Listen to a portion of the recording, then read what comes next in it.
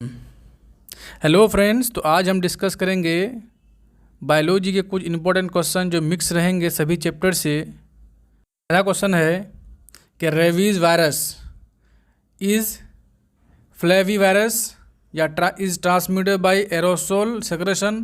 तो ये तो सही है। तीसरा पॉइंट है क्या, इज रिवर्स जोनोसिस, ये गलत है। उसके बाद is morally like to cause paralytic rabies in dog than the other non human animals, ये भी गलत है। तो आंसर क्या होगा इसका, बी। एक्सप्लेनेशन में देख लेते हैं कि रेबीज़ वायरस जो होता है ट्रांसमिसिबल टू ह्यूमन होता है, एंड याद रखेंगे कि ये रेबीज़ वायरस को ट्रांसमिट किया था डायरेक्ट इनोकुलेशन से और या फिर बोल सकते हैं एरोसोल इन्हेलेशन से। अगला पॉइंट है कि बेट रेबीज़ जो होता है रेगुलरली रिपोर्ट किया था यूएसए एंड ऑस्ट्रेलिया में, यानी यूएसए और ऑस्ट्रेलिया में जो रेबीज़ जो फैल रहा है तो बेट के कारण, तो बेट से जो रेबीज़ फैलता है उसको बेट रेबीज़ बोलेंगे। एंड नेक्स्ट पॉइंट ये याद रखेंगे, रेबीज़ वायरस जो होता है जिसको रेब्डो वायरस बोल सकते हैं, ठीक है, ये बिलोंग करता है क्या, जीनस लाइसी वायरस से, लेसी वायरस बोल सकते हैं, ठीक है, या अपना प्रोनाउंसिएशन अपने हिसाब से कर लेंगे, ठीक है। पैरालाइटिक रेबीज़, और ये पैरालाइटिक रेबीज़ क्या होता है, ये मोर किस में होगा, केट में और डॉग में बोल रहा है। पैरालाइटिक जो रेबीज़ होगा ये मोर किस में होगा, केट और डॉग में। तो इस तरह से देखो बाइट करता है, ये बाइट करता है और वहाँ पे घाव पैदा कर देता है और उसी में डिपॉजिट हो जाता है क्या, रेबीज़ वायरस। चलो अगला क्वेश्चन है, क्वेश्चन बोल रहा है कि द रेबीज़ वैक्सीन क्या है। तो अगला ये इसका पहला आंसर है इज़ अ लाइव वैक्सीन, नहीं लाइव तो है नहीं, लाइव होता तो फिर इसमें रेबीज़ हो जाता। दूसरा is cell culture freeze dry and reconstituted prior to administration, बिल्कुल सही बात है। पहले क्या करते हैं, उसको कल्चर्ड करते हैं सेल को, उसके बाद फ्रीज करते हैं, फिर रिकन्स्टिट्यूशन यानी प्रियर टू एडमिनिस्ट्रेशन, उसको पहले क्या फिर टेस्टिंग करते हैं, फिर उसको यूज़ करते हैं, यूज़ में लाते हैं। तो आंसर तो हो गया आपका बी। देखो यहाँ पे लिखा है कि रेबीज़ वैक्सीन जो है ना इनएक्टिवेटेड वैक्सीन है, ठीक है। इनएक्टिवेटेड इसको विस्टर या विसर बोल सकते हैं, ठीक है, रेबीज़ स्ट्रेन बोल सकते हैं। उसके बाद बोलता है कि द वैक्सीन सेफ होता है चिल्ड्रेन में, प्रेगनेंसी में और ब्रेस्ट फीडिंग में, ये सेफ है। उसके बाद अगला क्वेश्चन है the risk of rabies is in, यानी कि सबसे ज़्यादा रिस्क किस में हो सकता है रेबीज़ का। तो आंसर देखो, dog more than bat world wide, हाँ ये पॉइंट बिल्कुल सही है, ज़्यादातर डॉग में होता है, बैट से ज़्यादा होता है वर्ल्ड वाइड। उसके बाद बोलता है greater in children than adult, ये भी पॉइंट सही है, सबसे ज़्यादा बच्चे में हो सकता है। Dog in Asia more than Europe, ये भी पार्ट सही है। तो आंसर क्या होगा, डी नंबर। ये देखो डॉग रिस्पॉन्सिबल होता है 99% रेबीज़ काउज करने के लिए, ठीक है। रूरल एरिया में जैसे अफ्रीका हो गया, एशिया हो गया, और अमेरिका में प्रीडोमिनेटली पाया जाता है बेट के द्वारा रेबीज़, ठीक है। अगला क्वेश्चन है कि rabies immunoglobin is only manufactured as a human immunoglobin, ये पॉइंट। दूसरा है at least half of the dose should be infiltrated around the wound, ये पॉइंट सही है, ठीक है। अगला क्वेश्चन है कि where do reptiles lay egg, reptiles egg कहाँ पे देता है। तो रेप्टाइल्स इन वाटर नहीं, इन मड अंडर वाटर नहीं, ऑन लैंड यानी लैंड में जो है रेप्टाइल्स अंडे देते हैं। तो रेप्टाइल्स का अंडा किस में हुआ, लैंड में हो गया। कुछ एक्सप्लेनेशन दिया हुआ है कि रेप्टाइल्स लैंड में देगा अंडे, उसका अंडा ओवल होगा, योल को बड़ा होता है उसमें बोलता है, और ये डायरेक्ट इसमें ग्रोथ होता है, ठीक है, यानी अंडे से डायरेक्ट बच्चे में चले जाएंगे, ये इसमें उसको बोलते हैं डायरेक्ट ग्रोथ।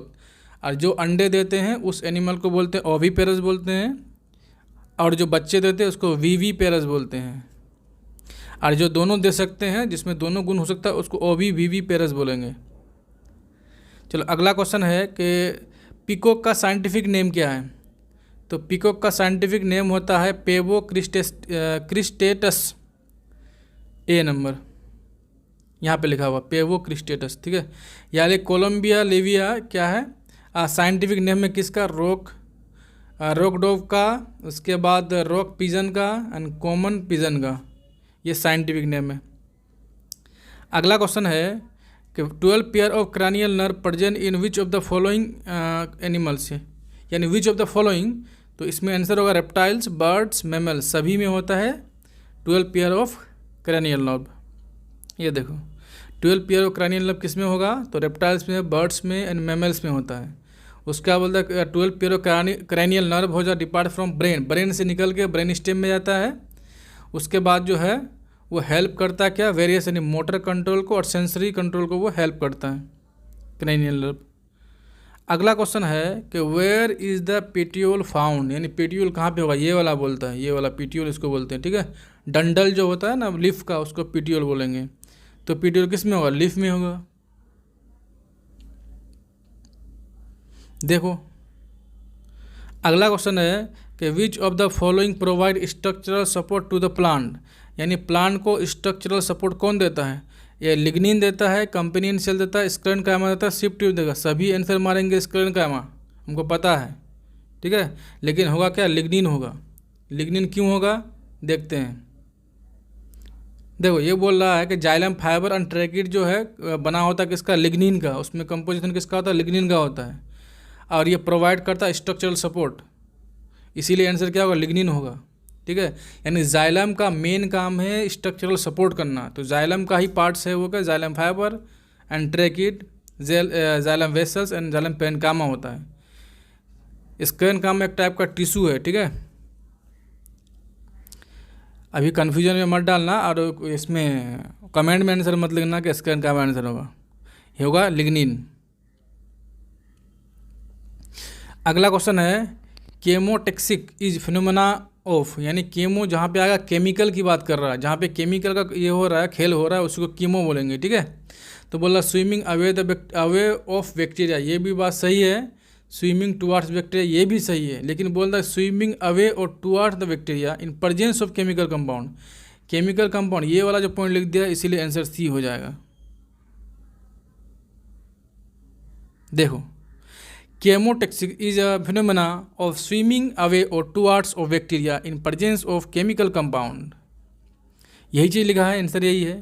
यानी बैक्टीरिया की तरफ स्विमिंग होना या फिर उससे दूर जाना केमिकल के प्रेजेंस में, तो वही होगा क्या, कीमोटेक्सिक। केमो लगा दिया तो इसलिए क्या होगा, chemotactic. Chemo means chemical, okay. जहाँ भी कीमो लगा रहेगा समझ लिया केमिकल की बात कर रहा है। क्वेश्चन है कि how many amino acid are needed to make protein, protein बनाने के लिए कितने टाइप्स के एमिनो एसिड चाहिए, तो ये चाहिए 20 एमिनो एसिड, यानी 20 टाइप का एमिनो एसिड चाहिए। कितना, 20 टाइप का, किसके लिए, प्लांट एनिमल दोनों के लिए। एमिनो एसिड और प्रोटीन को बिल्डिंग ब्लॉक बोलते हैं किसका, बॉडी, ह्यूमन बॉडी का, ठीक है। ह्यूमन बॉडी बोलो या फिर प्लांट का बोलो, एनिमल का बोलो, ठीक है। अगला क्वेश्चन है कि red algae are known as, red algae, R से रेड, आर से रोडोफाइसी, इसको रोडोफाइसी को बोलते हैं रेड अलगी। क्लोरोफाइसी जो होता है उसमें क्या, ग्रीन अलगी होता है, तो ये ग्रीन कलर का होगा। एंड फियोफाइसी ब्राउन कलर का होता है। देख लो यहाँ पे है Rhodophyceae red algae, reddish in colour होगा, ये फिलामेंटस होगा, मेम्ब्रेनस होगा, बेसिक सेब इसका, ठीक है, यानी फिलामेंट में होगा इसका। अगला है फियोफाइसी यानी ब्राउन अलगी होगा, उसके बाद है क्लोरोफाइसी यानी ग्रीन अलगी होगा, यानी क्लोरो मीन्स क्लोरोफिल, क्लोरोफिल क्या होता है, ग्रीन होता है ना, इसलिए ग्रीन अलगी हो गया वो, ठीक है।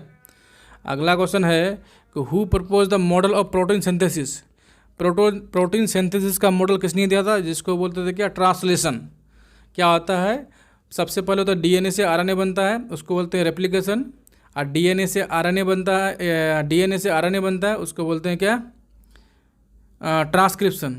उसके बाद आरएनए से जो बनता है, आरएनए के यानी एमआरएनए के इस पे स्ट्रैंड पे जो बनता है प्रोटीन, उसको क्या बोलेंगे, ट्रांसलेशन। तो ये किसने दिया था, तो सभी ने, यहाँ पे जो जितना भी नाम दिख रहा है, ओस्टवाल्ड अवेरी, मैकलियोड मैकार्टी, क्वाइड मैकलियोड, ठीक है।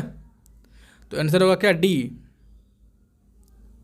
पढ़ लेंगे इसको, देखो यहाँ पे दिया है Ostwald Avery, MacLeod McCarty, Colin MacLeod propose the model of process of protein synthesis. यानी ये प्रोटीन सिंथेसिस का मॉडल है, इसको ट्रांसलेशन बोलते हैं। क्या बोलेंगे, ट्रांसलेशन। इसमें क्या होता है, डीएनए से प्रोटीन बनता है। कैसे बनता है, डीएनए से बनेगा क्या, आरएनए, आरएनए से प्रोटीन बनेगा, ठीक है।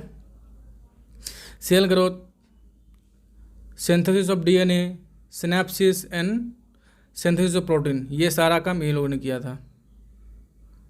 अगला क्वेश्चन है कि which of the following was discovered by Alexander Fleming. Alexander Fleming ने क्या डिस्कवर किया था? तो अलेक्जेंडर फ्लेमिंग ने डिस्कवर किया था पेनिसिलिन। लिखा है अलेक्जेंडर फ्लेमिंग डिस्कवर पेनिसिलिन, ये वाला पॉइंट। अगला पॉइंट क्या लिखा है? Who use a antibiotic as a save millions of life, यानी कि जब सेकेंड वर्ल्ड वार हुआ था तो उसमें इसी एंटीबायोटिक का यूज़ करके जितने भी आर्मी जो है इंजर्ड हुए थे उसको बचाया था। पहले क्या होता था, जैसे ही घाव हो गया तो पैर काट देता था, हाथ काट देता था, उसमें इन्फेक्शन हो जाता था। जब पेनिसिलिन का डिस्कवरी किया, उससे एंटीबायोटिक बना के उससे लड़ने का, बैक्टीरियल डिजीज से लड़ा, ठीक है।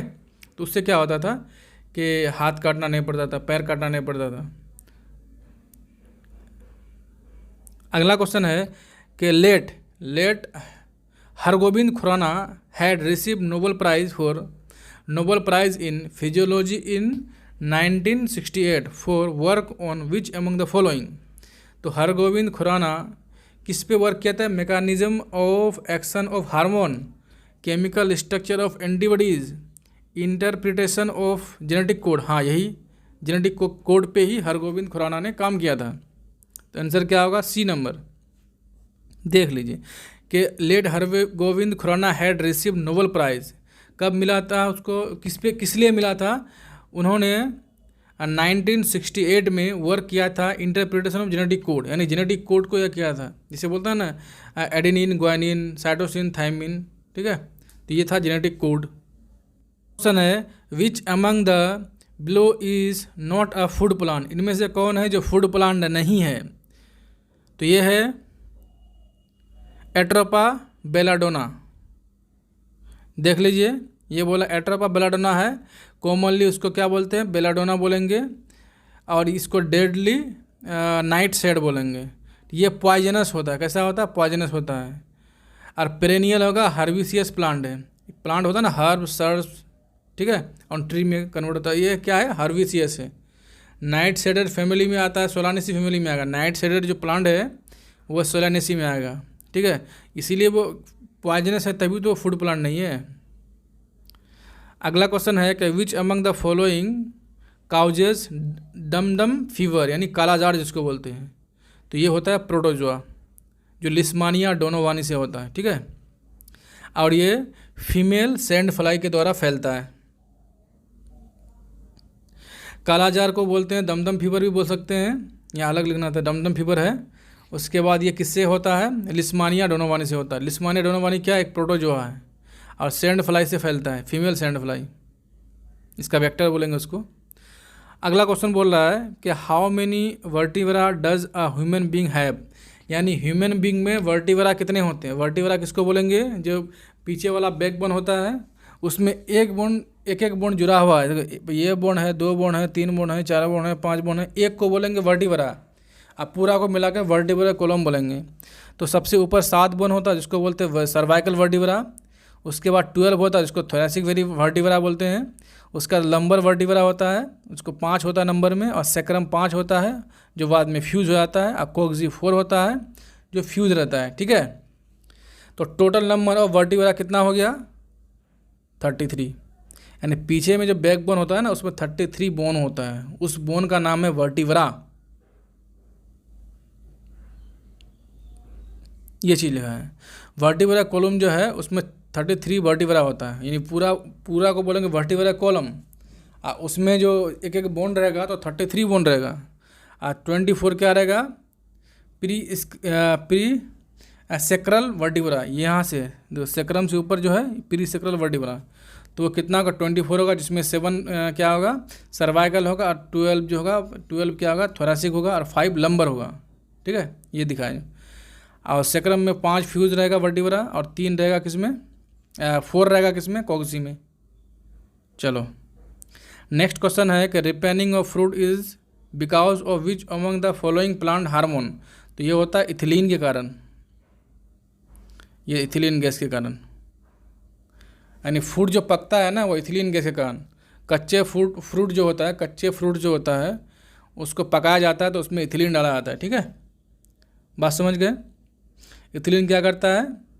इथिलीन करता है फूड को रिपेनिंग में प्रोसेस को स्टार्ट करता है, रिपेनिंग प्रोसेस को, पकने का प्रोसेस को स्टार्ट करता है कौन? Ethylene gas. अगला है Plasmodium falciparum use which causes malaria. Plasmodium falciparum which causes malaria in human is kept in which among the following group. तो ये होता है प्रोटोजोआ होता है, प्लाज्मोडियम वाइवेक्स, प्लाज्मोडियम फैल्सीपेरियम और प्लाज्मोडियम मलई। तो प्लाज्मोडियम के 3 स्ट्रेन होते हैं, क्या क्या है? Plasmodium vivax, Plasmodium malariae, Plasmodium falciparum. ये तीनों के तीनों क्या होते हैं? मलेरिया काउज करने के लिए रिस्पॉन्सिबल होती है, इसी से मलेरिया होते हैं। इनमें से सबसे ज़्यादा भयंकर यानी खतरनाक जो होता है और डेंजरस कौन होता है? प्लाज्मोडियम फैल्सीपेरियम, जो मलिग्नेंट मलेरिया काउज करता है, यानी कि फैटल होता है, यानी कि ये मलेरिया होने से आप मर भी सकते हैं। तो किसके कारण होगा? प्लाज्मोडियम फैल्सीपेरियम के कारण। अगला क्वेश्चन है which of the following insect has its scientific name Blattaria. तो साइंटिफिक नेम किसका? कॉकरोच को बोलते हैं, ठीक है। देखो ब्लेटेरिया जो है come from Latin word Blatta से आया है, जिसका मीनिंग होता है कॉकरोच। क्वेश्चन है विच among the following is not responsible for water shortage. यानी वाटर शॉर्टेज के लिए कौन सा रिस्पॉन्सिबल नहीं है? तो ये इंक्रीज पॉपुलेशन नहीं, पॉपुलेशन इंक्रीज करेगा तो वाटर शॉर्टेज तो होगा ही होगा। बहुत सारा कारण है, उतना डिस्कस नहीं करेंगे, बस जान लो पॉपुलेशन इंक्रीज करेगा तो वाटर शॉर्टेज होगा। उसका रैपिड ग्रोथ ऑफ इंडस्ट्री भी ग्रोथ करेगा तो वाटर का शॉर्टेज तो होगा ही होगा। फॉरेस्टेशन यानी पेड़ लगाएंगे बहुत ज़्यादा तो वाटर शॉर्टेज होगा नहीं, पेड़ लगाएंगे बारिश होगी, ज़्यादा बारिश होगी तो वाटर की शॉर्टेज कमी होगा उसमें, यानी वाटर शॉर्टेज नहीं होगा उसमें, वाटर ज़्यादा होगा। उसका उल्टा होना चाहिए ना, वाटर शॉर्टेज नहीं होना चाहिए, ठीक है। तो ये तो है रिस्पॉन्सिबल नहीं वाटर शॉर्टेज के लिए फॉरेस्टेशन। तो आंसर क्या होगा? C number. यहाँ पे पढ़ेंगे डिफॉरेस्टेशन। फॉरेस्टेशन मीन्स होता है पेड़ लगाना और डिफॉरेस्टेशन मीन्स होता है पेड़ काटना, यानी कि जो फॉरेस्ट एरिया है जहाँ पे जंगल झाड़ है उसको काट के हटा दे रहे हैं, और जहाँ पे जंगल लगाते हैं पेड़ लगाते हैं उसको फॉरेस्टेशन बोलेंगे, ठीक है। डिफॉरेस्टेशन करेंगे यानी पेड़ को काटेंगे तो बारिश की कमी होगी तो पानी की कमी होगी, अब फॉरेस्टेशन करेंगे तो बारिश ज़्यादा होगा तो पानी भी ज़्यादा होगा। अगला क्वेश्चन है the only plant cell without nucleus among the following. ऐसा से प्लांट सेल यहाँ पे बताओ जिसमें न्यूक्लियस नहीं होता है, बाकी में न्यूक्लियस होगा। तो ये होता है कैम्बियम सेल, जिसमें न्यूक्लियस नहीं होता है। यहाँ पे देखेंगे क्या है, कैम्बियम है present in both plant xylem and phloem. Cambium जो होता है जाइलम फ्लोएम दोनों में प्रेजेंट होता है और इसमें ट्रू न्यूक्लियस नहीं होता है, ठीक है। न्यूक्लियस जो प्लांट का न्यूक्लियस जो होता है वो रिस्पॉन्सिबल होता है किसके? हेरिडिटी, यानी हेरिडिटी का स्टोरेज के लिए, यानी कि अनुवांशिक गुण का स्टोरेज के लिए क्या होता है? न्यूक्लियस होता है, जिसमें क्रोमोसोम होता है, क्रोमोसोम में डीएनए होता है, डीएनए में जीन होता है, ठीक है। अगला क्वेश्चन है in waste material contaminate the source of drinking water which of the following disease is spread. अरे ज़्यादा गंदगी फैलाएंगे, पानी गंदा पिएंगे तो उसमें टाइफाइड ही होगा ना, क्योंकि टाइफाइड जो है सल्मोनेला टाइफी नामक बैक्टीरिया से होता है, जो बैक्टीरिया से होता है, ठीक है। अगला है the latex of which of the plant, the latex of which plant is used commercially. यानी कि एक ऐसा कौन प्लांट है जिसका लेटेक्स यूज़ करते हैं? तो वो होता है रबर प्लांट। रबर प्लांट का ही लेटेक्स से ही क्या करते हैं? रबर बनाते हैं। जैसे मान लेते हैं, क्या मानेंगे, बोलता है कि नेचुरल रबर जो होता है लेटेक्स से प्राप्त होता है, यानी रबर ट्री बोलेंगे उसको। क्या होता है? रबर ट्री में उसके मिल्की लाइक सब्सटेंस निकलता है, उसको जमा करते हैं, उसी को कल्चर करते हैं, प्रोसेस करते हैं कॉमर्शियली, और उसी से रबर बनाते हैं, ठीक है। Lysozyme are known as suicidal bag because of their. तो उसमें क्या होता है ऐसा जो उसको सुसाइडल बैग बोलते हैं? तो उसमें होता है हाइड्रोलाइटिक एंजाइम। अगर कोई सेल मर जाता है तो वो क्या होता है, वो एक इंजाइम हाइड्रोलाइटिक इंजाइम रिलीज करता है और उस सेल को मार देता है, मरा हुआ सेल को, ठीक है। इसीलिए बोलते हैं उसको सुसाइडल, अपने सेल को खुद से मारता है। क्यों मारा? अगला क्वेश्चन है the source of oxygen in atmosphere is due to. तो फोटोसिंथेसिस, भाई फोटोसिंथेसिस होगा तो ऑक्सीजन निकलेगा। फोटोसिंथेसिस में क्या होता है, कार्बन डाइऑक्साइड लेता है सनलाइट के प्रेजेंस में, और वाटर एंड मिनरल्स जो है प्लांट के द्वारा, रूट्स के द्वारा ज़मीन से लेता है, और वहाँ पे फोटोसिंथेसिस होता है तो ग्लूकोज बनता है। ग्लूकोज बनने के दौरान ऑक्सीजन रिलीज करता है। ये वाला सारा प्रोसेस है।